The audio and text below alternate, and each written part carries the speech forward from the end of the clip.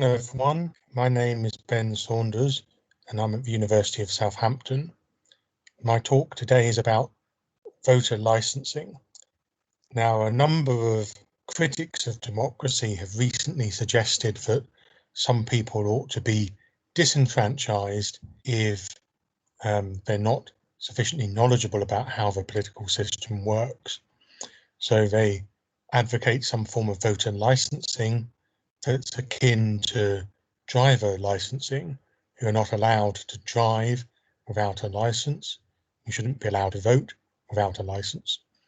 You see here on the slide an example of this from a right-wing columnist in the US, but similar ideas have been put forward by academics as well, most notably Jason Brennan, who argues against democracy, to use the title of his more recent book. This quotation comes from an earlier article in Phil Quarterly, where he argues for the right to a competent electorate, but again uses the example of a driving exam or test that's supposed to distinguish safe and unsafe drivers and provide, licenses only for those who are shown to be safe drivers, and suggests in a similar fashion that we exclude unsafe or incompetent citizens from voting. Now, these proposals amount to one form of epistocracy, that is, rule by the knowers or knowledgeable. In fact, the term epistocracy is used sometimes for two different things. On the one hand, for proposals to restrict the franchise by completely disenfranchising those who cannot pass the test. Secondly, for plural voting schemes, most famously proposed by John Stuart Mill, but also by some more recent thinkers such as Robin Harwood, which give more votes or more weighty votes to people who are deemed more knowledgeable. I'll say a little bit later on about a particular plural voting proposal, because there's one system out there that's quite similar to what I'm proposing or suggesting today. But what I want to do is argue for a form of licensing that's compatible with democracy, understood as requiring universal and equal suffrage. So there's various objections that have been made to epistocracy, and in particular to Jason Brennan's arguments. In a fuller version of the paper, I might go through some of these objections. All of them, I think, have at least something to be said for them, even if they're not necessarily decisive. For reasons of time, I'm going to kind of pass over this quite quickly and get on to focusing on my own particular arguments. But those are some references if you're interested in exploring some of the responses and objections to Brennan.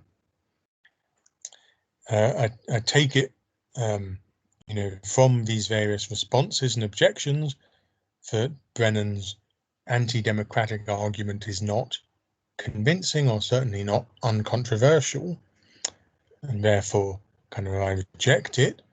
I don't have any particularly new or novel arguments in favour of democracy, but I just kind of accept the idea that we want universal and equal suffrage. Nonetheless, I think there are some merits to the epistocratic arguments. A number of those advocating some form of epistocracy, whether exclusionary or plural voting, note the potential benefits this may have, distinguishing knowledge from ignorance, encouraging the acquisition of knowledge, and therefore producing better political decisions.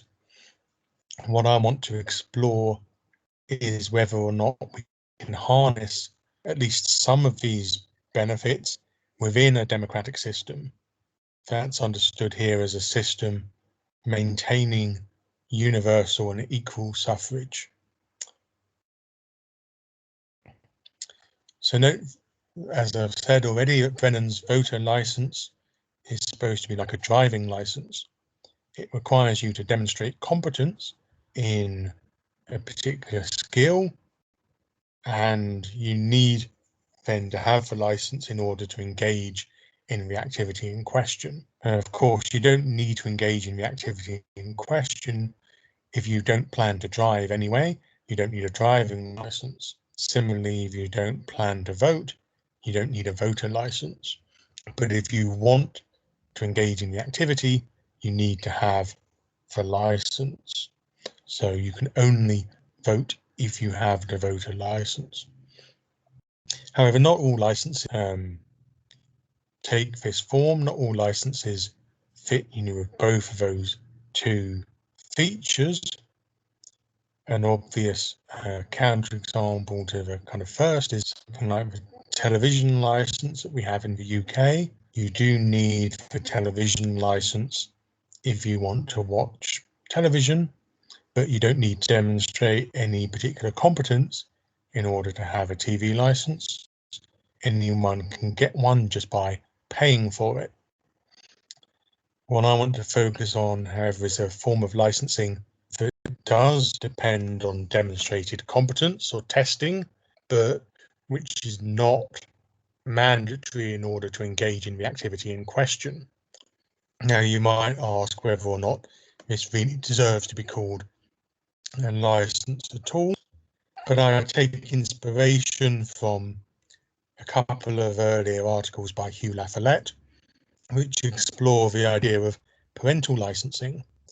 In the first of these, from Philosophy and Public Affairs, 1980, he, for the most part, advocates a form of mandatory or strict license in which potential parents would need to have a license in order to be allowed to have children. It would be quite difficult to enforce. So he then suggests a kind of more moderate alternative. Instead, we could have tax incentives for licensed parents, which he portrays as a non-strict form of licensing, an alternative to the kind of original proposal. Still considers it to be a form of licensing in a looser sense, and this is more akin to what I'm advocating here today. We could have some kind of incentives for licensed voters, even though everybody can vote whether or not they have a license. And I'll say more towards the end of the talk about the kind of incentives that we could use to encourage people to be licensed.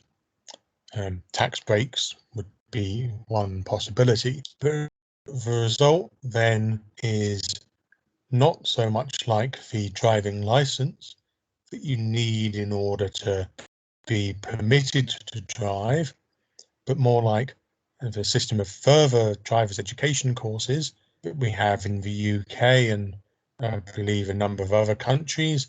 If you do further education after you've already passed your test, then you should be a safer, better driver, and as a result you may get some additional benefits such as lower insurance premiums.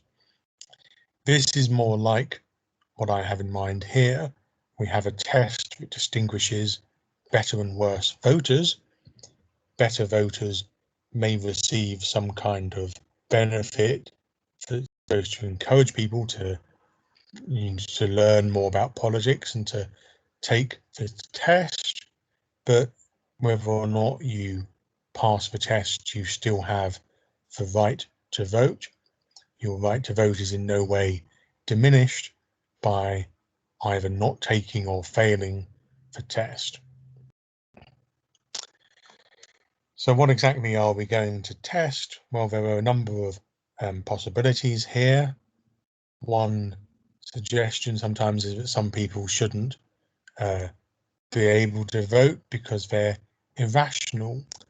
I think testing rationality is probably not a promising proposal. There are many different ways of understanding rationality. It could be in a kind of stronger or weaker understanding of rationality. You could think of it as simply in a kind of Humean means end or instrumental terms, or you could think of rationality as something like, responding to reasons appropriately, where certain choices are, simply irrational regardless of your particular desires. We criticize the actual desire as being irrational. Because this is so contested, I think it probably not a promising thing to test. Perhaps slightly more promising is some form of political knowledge or understanding. Here, however, we have a distinction between, on the one hand, general political knowledge, understanding of how the political system works, things like how many MPs there are, what the main parties are, how often elections take place, things like that. Those who know more about politics will probably be able to answer those kind of questions correctly, but that knowledge is not obviously relevant itself. We could imagine somebody who understands the issues at stake in a particular vote and thus is kind of casting a well-informed vote, but they don't necessarily know how many MPs there are, because it makes no difference whether they're voting for 1 out of 100 or 1 out of 1,000. They're still voting the same way regardless of how many there are altogether. So another alternative might be to focus on the kind of particular political issues of the day. Now this may be more controversial because there might be disagreement about those political issues, but perhaps this can be mitigated if we just focus on something like the positions of the main parties.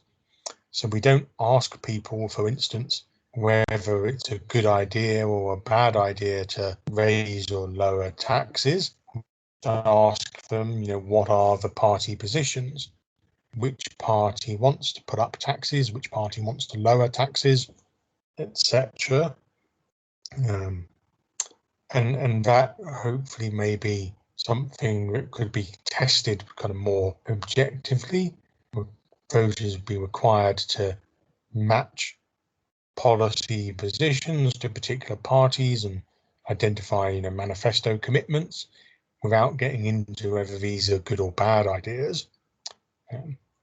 That may be a better thing to test, but probably our test would be some kind of mixture or combination of a second and third. There's no need to assume that this test will be perfect in discriminating between better and worse voters. It doesn't have to be perfect. We can allow for some kind of imperfections as long as it's reasonably good at drawing distinctions. Note that we already do use some kind of test in many countries for immigrants who wish to acquire citizenship and therefore acquire the right to vote. They may be required to take a test of their knowledge of the society and politics. If they fail the test, they don't get citizenship and thus they don't get the right to vote. Such tests have often been criticised. In the UK, for instance, Tom Brooks of Durham Law School has been a vocal critic of the testing used here. But note that in the system I'm proposing, no one should be excluded on the basis of failing the test. So I think that mitigates the objections slightly. If it's not so important when people fail the test, it doesn't deprive them of the right to vote. It's not such a bad thing if the test sometimes wrongly excludes people. However, if you're really concerned about the possibilities here of testing, we might adopt a very minimal alternative. We could simply hold some kind of education courses and simply take people's attendance at these courses to be passing the test. So there's no further test to show how much they've taken in or understood of the course. Simply attending is taken to satisfy the requirement and to grant them a license. If you're familiar with Ackerman and Fishkin's Deliberation Day proposal, that might be something like this. So suppose we set up a system of testing of whatever form you think most defensible. How might we encourage people to take these tests and thus to engage and learn more about politics? Well, there might be some people, of course, who are motivated anyway, perhaps out of some kind of sense of pride or civic duty, or perhaps because they think passing the test will give them bragging rights or mean that their opinions will carry more weight when they argue about politics with their friends and family. So some people may be motivated anyway, but probably not enough people, not everyone. So how else could we encourage people to take the test? Well, one possibility would be monetary incentives, as kind of proposed by La Follette earlier. We could give people tax breaks if they pass the test. But I think that introducing financial payments here might seem objectionable to many people. They might think you ought not to be paid for doing your civic duty, or indeed for introducing financial incentives sends the wrong kind of message or encourages people to think and behave more selfishly. So it may be that a more appropriate form of incentive is some kind of in-kind benefit connected to voting. And here I want to mention one kind of existing proposal, which is the most similar proposal out there to what I'm suggesting, as far as I am aware. Fudge and Quinn in Journal of Social Philosophy 2001 proposed a test that could be taken before each election. Those who pass the test, demonstrating basic competency in the major issues of the upcoming election, will be granted an extra vote. So everybody here has one vote and people will have two. Now, of course, in absolute terms, the difference in 1 and 2 is not so great, though in relative terms, it's quite large. Some people have twice as many votes as others, and it undermines, therefore, the ideal of one person, one vote. To be clear, I'm not sure I'm wholly committed to that ideal, but in this paper, I'm going to kind of accept it, at least for sake of argument. I want some kind of alternative that doesn't go so far as Fudge and Quinn propose. Here's another suggestion, though, that I want to put out there, not something I'm committed to necessarily, but a possibility would be that we could recognise licensed voters by allowing them to vote earlier than unlicensed voters. I'm inspired here by work by Dennis Thompson on election timing. Thompson thinks that early voting is potentially problematic. He has, studies of the US, for instance, where we get early results, or at least kind of exit polls, information coming from the East Coast before voting has finished on the West Coast. And Thompson worries that this gives more influence to people on the East Coast than people on the West Coast. People on the West may be influenced in how they vote, or indeed whether they vote, by things that have happened on the East. But I'm looking for, in fact, for ways in which we can give some people more influence. So I think we could kind of use this to our advantage. We could allow the licensed voters to vote early. For instance, licensed voters vote on Tuesday.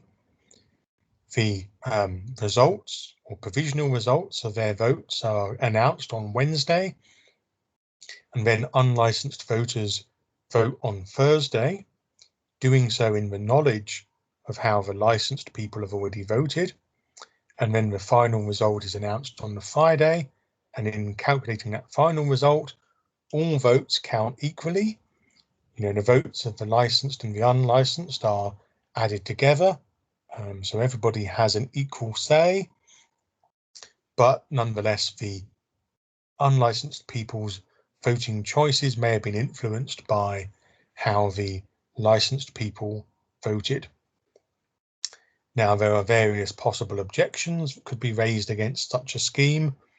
It might seem expensive or impractical. How far that's true probably depends upon the precise details of implementation, but I think the costs may be worth it if it does deliver better decision making, does encourage people to learn more about politics. It might be objected that it draws distinctions between voters. Some of them pass the test and hence are labelled good voters. Some fail the test and are labelled, stigmatized as bad voters. So of course it does do this, and we might find that somewhat uncomfortable, but I don't think it's necessarily objectionable to, say that some people are, more knowledgeable about politics and therefore likely to be better voters than others.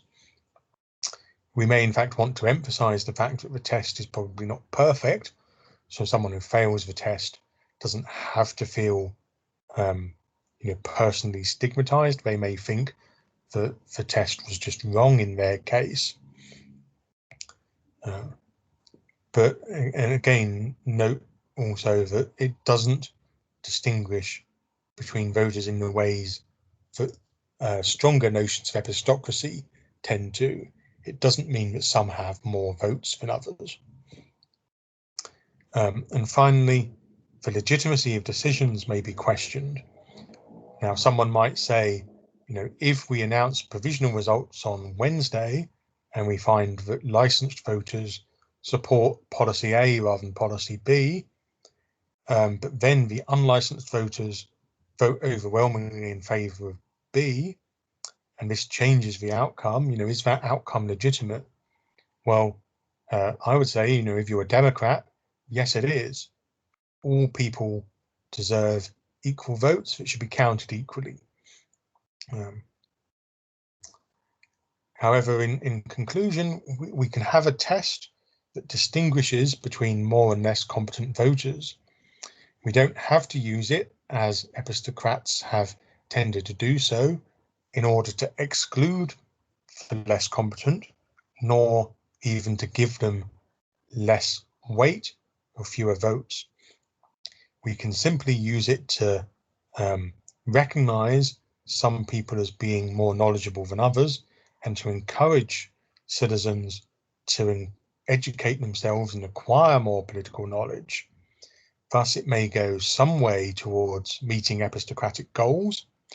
It may not go as far as the epistocrats want, but it can go some way towards meeting those goals whilst maintaining the democratic ideals of universal and equal suffrage. So that's my suggestion. Thank you very much for your attention.